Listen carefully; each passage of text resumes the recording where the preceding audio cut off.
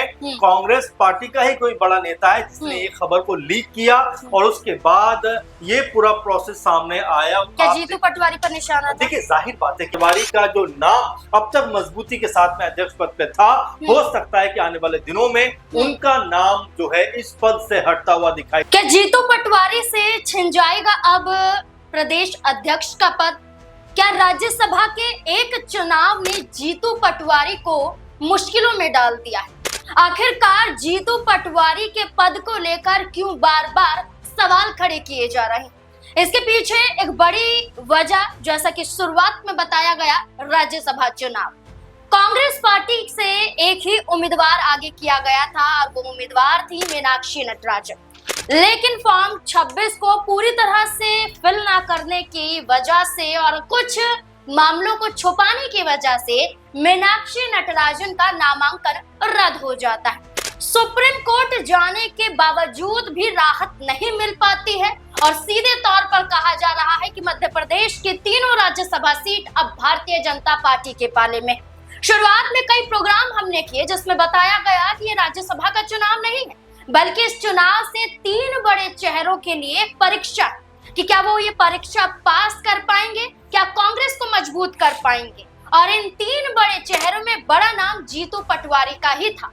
तो क्या अब जो सबसे पहले कहा गया कि क्या जीतू पटवारी का पद उनसे छिन जाएगा, तो क्या वाकई ये नजर आता है? इसी पर चर्चा करेंगे। यही एक बड़ा सवाल है और यही बड़ा मुद्दा मध्य प्रदेश में अब बन चुका है। और इस पर चर्चा करने के लिए हमारे वरिष्ठ सहयोगी अमन सर जुड़ चुके हैं। सर बहुत बहुत स्वागत है। सर, मीनाक्षी नटराजन का नामांकन रद्द होने के बाद और बीजेपी की जीत सुनिश्चित होने के बाद लगभग तय ही है, तो क्या लगता है कि क्या इसमें फेलियर जीतू पटवारी, उमंग सिंघार और हरीश चौधरी की का नजर आता है? उनकी वजह से कहीं ना कहीं ये खामी देखी गई है। देखिए बिल्कुल, अगर हम चुनाव की बात करें तो ये लगातार उठ के बात सामने आती है कि आखिर मीनाक्षी नटराजन का जब ये नामांकन भरा गया, पर्चा भरा गया, तो उसमें कोई कमी क्यों छोड़ दी गई। और जिस तरीके से हम पूरे मामले को देखते हैं कि जब जो रिटर्निंग ऑफिसर हैं पूरा फॉर्म चेक करते हैं, उसके बाद कहते हैं कि भाई आपने अपनी एक जो आपके ऊपर मामला था वो छुपाया हुआ है फॉर्म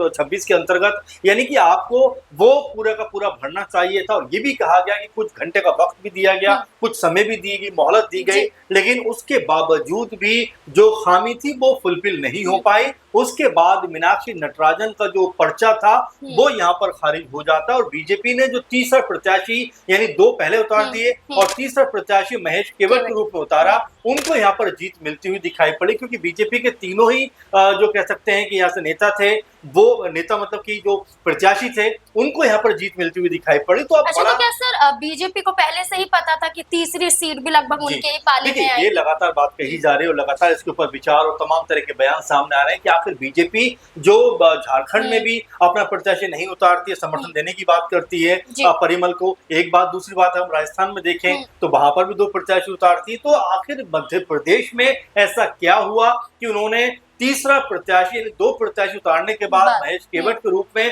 2-3 दिन के बाद तीसरा प्रत्याशी उतारा। उससे पहले आपको याद होगा कैलाश विजयवर्गीय ने भी ये बात कही थी कि अगर हमारी तरफ से तीसरा प्रत्याशी उतरता है तो हम उसको चुनाव जिताने का पूरा प्रयास करेंगे। यानी कि आप जो बात कह रहे हैं उससे कनेक्ट होती हुई बातें नजर आती है कि क्या बीजेपी को अंदाजा था या कोई एहसास था कि यहाँ पर फॉर्म में कोई गड़बड़ी है। अब मैं यहाँ पर एक और बात जोड़ना चाहूंगा कि बीजेपी के नेता, मध्य प्रदेश के मुख्यमंत्री मोहन यादव यहाँ पर क्या कहते हुए नजर आ रहे थे कि जिस तरीके से यहाँ पर नामांकन रद्द हुआ है, कांग्रेस पार्टी का ही कोई बड़ा नेता है जिसने ये खबर को लीक किया और उसके बाद ये पूरा प्रोसेस सामने आया। क्या जीतू पटवारी पर निशाना था? देखिए जाहिर बात है कि किसी बड़े नेता का जिक्र बार बार कर रहे हैं और क्या वो बड़ा नेता जीतू पटवारी हैं, क्या बड़े नेता कमलनाथ हैं या फिर कोई और ऐसा नेता है जिसके ऊपर निशाना साधा जा सकता है। लेकिन आपने शुरुआत में जिस तरह की बातों को रखा उसको देखकर ऐसा लगता है कि क्या ये नाम जीतू पटवारी का तो नहीं है।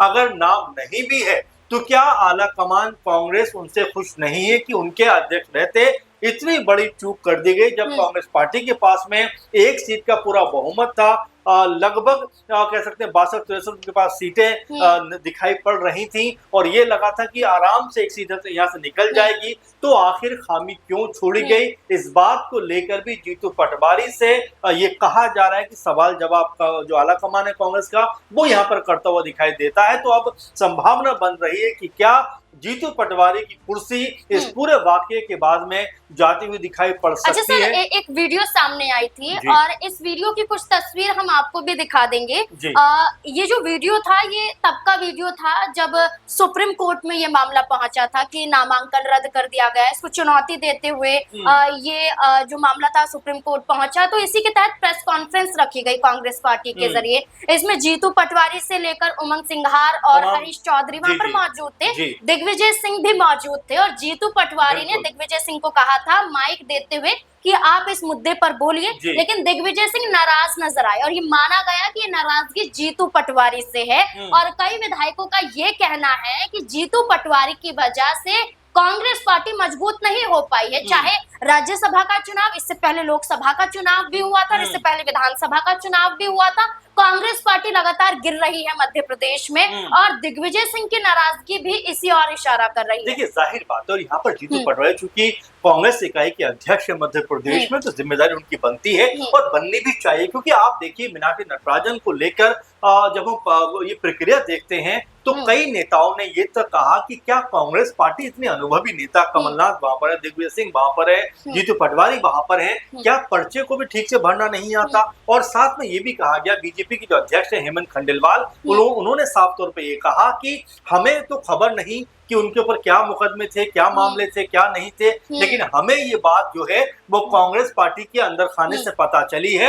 और उसके बाद हमने इस मौके को हाथों हाथ लपका और तुरंत अपनी आपत्ति दर्ज करा दी और मीनाक्षी नटराजन का नामांकन यहाँ पर रद्द हो जाता है। तो कुल मिला जुला कर जो बात आपने कही कि क्या कांग्रेसी जो आला कमान है, न सिर्फ हम राहुल गांधी और सोनिया गांधी या तमाम बड़े नेताओं की बात करते हैं, बल्कि अगर मध्य प्रदेश के लिहाज से भी देखा जाए तो दिग्विजय सिंह भी खफा दिखाई पड़ रहे हैं और बाकी नेता भी जीतू पटवारी के को लेकर बहुत सहज दिखाई नहीं दे रहे। तो ये कहा जा रहा है कि अब जीतू पटवारी का जो नाम अब तक मजबूती के साथ में अध्यक्ष पद पे था, हो सकता है कि आने वाले दिनों में उनका नाम जो है इस पद से हटता हुआ दिखाई पड़े।